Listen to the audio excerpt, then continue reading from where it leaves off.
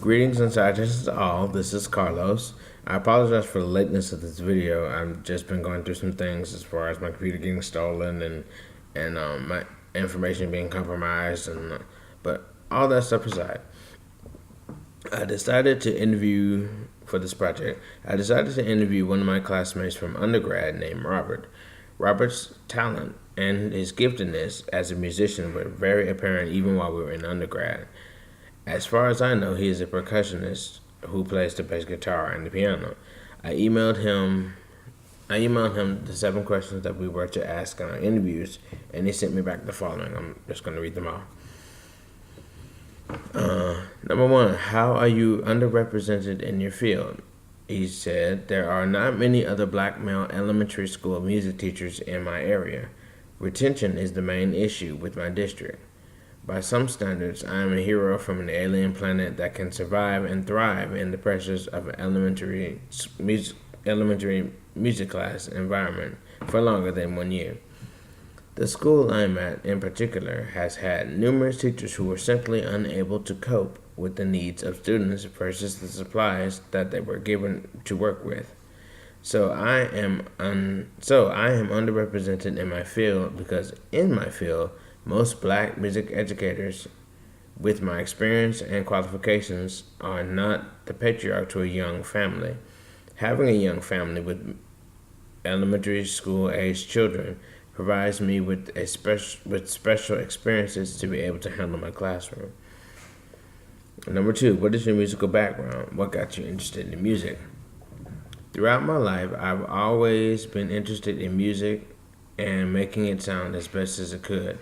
My background in music starts at the young age of 11, primarily due to church involvement. Growing up, it always used to be me and my brother on drums and keyboard, and we had fun every Sunday. I always used to see him and hear him play drums. A few years later, I picked up a bass, and it just made sense to my fingers.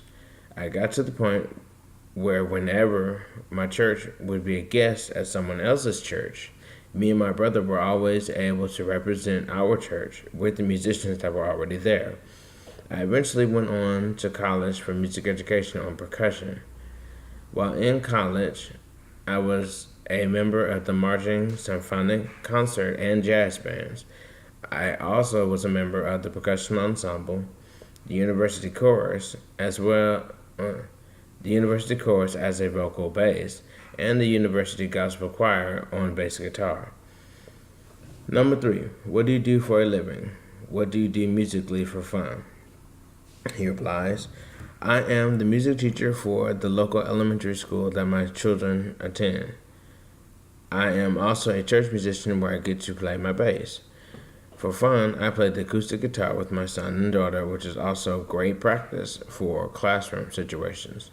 Sometimes for fun, I, with my wife and kids, will go to a music store just to play on the instruments that are there. Number 4, how has the society in which you live influenced your music making opportunities, either positively or negatively? He replies, being that I grew up in the South, there have always been numerous opportunities for me to express myself musically, whether it was at church or in my high school band on the snare drum. It wasn't until I went to college that I started to realize and access the numerous opportunities to be musical, whether it was being a member of the various music groups my university had to offer, or paying gigs with classmates in and out of town. The society continues to be full of positive music making opportunities for me. Number 5, why have you chosen to participate in a music style that is not common for your particular social identity? What benefits in this kind of music participation outweigh any potential negative experiences you might have? He replies, a long time ago, even before college, it was taught to me that to be a great music teacher, all musics need to be accounted for. I believe I am one of those few special people who doesn't fall into commonalities and stereotypes about music styles and genres based on social identity. This makes being a music teacher both easy and fun. To answer your question, I choose to fulfill my job requirements, which instructs me to enrich the musical lives of my elementary students. I want to do and be the best at my job with and for the children I teach. In my workplace, that means making music attainable for all the students. This also entails a level of familiarity with the music to which the students already identify with. The primary benefit that I experience is a greater student confidence due to the validation of my students' musical interests. Number 6. Do you feel supported by family and or community in making music in a way that is not common for your social identity? If so, how? If not, how do you accommodate for this lack of support? Number 6, he actually replies, absolutely. Technology has kept up with musicians' needs and those who need live music. Facebook Live is a great thing. With Facebook Live, you can record live video feed directly onto Facebook. I feel as if my mom and everyone else I love would be at anything I'm directing, playing, or singing at. Normally, my wife is playing the role of camera woman. When I manage to read the comments left about the videos, I find that they are almost always encouraging. Number 7.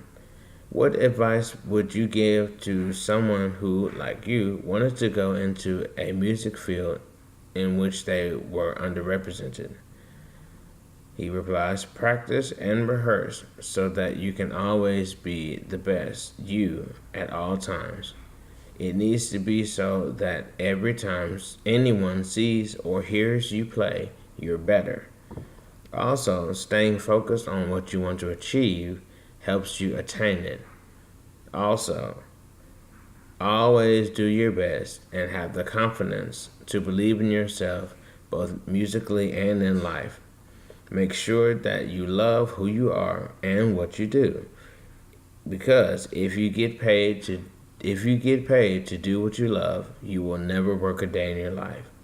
And that is a very true statement.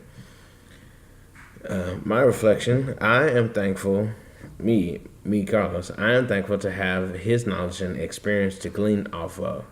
His viewpoints allow me to further analyze my own experiences. When he speaks of the certain level of familiarity to the music to which the students already identify with, it reminds me of something that was often said in the music hall during our time in undergrad.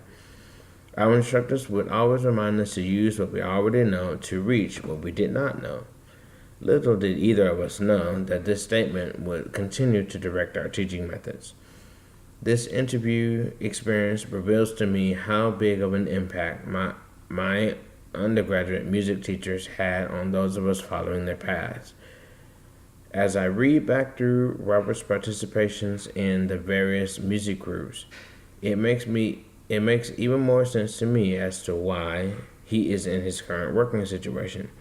He is able to handle his elementary school rigors because he well managed his participation with all those other various ensembles on top of freelance gigging while he was in college. Reading all of his achievement does my heart good. It makes me very happy to know that given the opportunity, my undergraduate studies will show up. I just hope that they will show out as positively as Robert's.